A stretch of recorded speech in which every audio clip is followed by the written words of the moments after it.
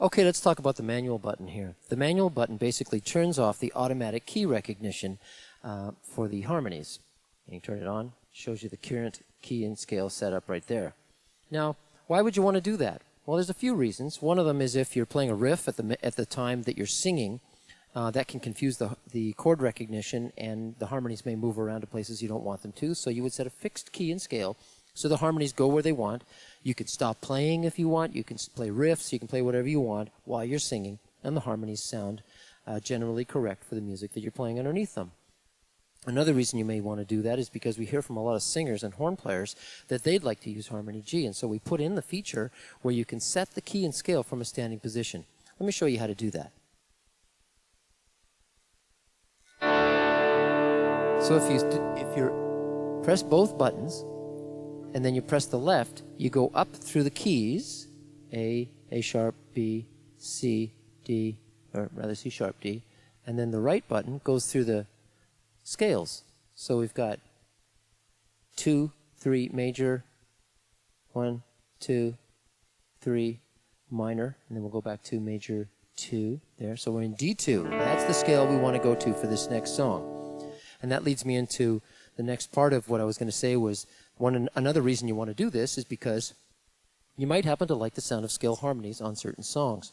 On this song that I do called There's More to You, when I play my gigs, I prefer the sound of scale harmony over the chord recognition. Let me give you an example of what it sounds like.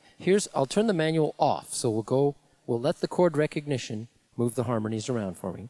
Listen closely to the harmonies and see what you think, and then I'll go into manual mode and you can hear the difference. The more I think I will recover, the less sense it makes. Even now as I discover, there's more to you every day.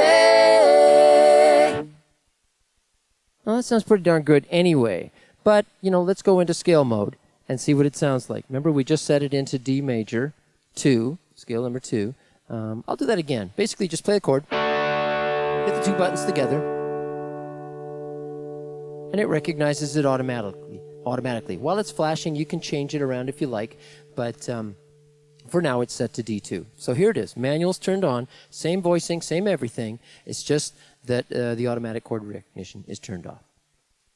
The more I think I will recover, the less sense it makes. Even now as I discover, there's more to you every day. See, that's just the sound that I like, and that's the manual button.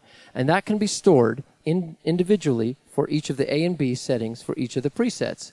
So you could technically, if you had all 10 presets accessible, you could have like 20 different key settings with different intervals and effect settings on any of the presets that you want.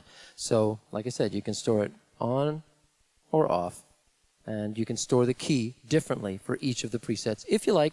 If you don't, and it's much easier just to go ahead and let the guitar chord recognition do the work for you. But if you want to do some advanced stuff, go ahead and do that.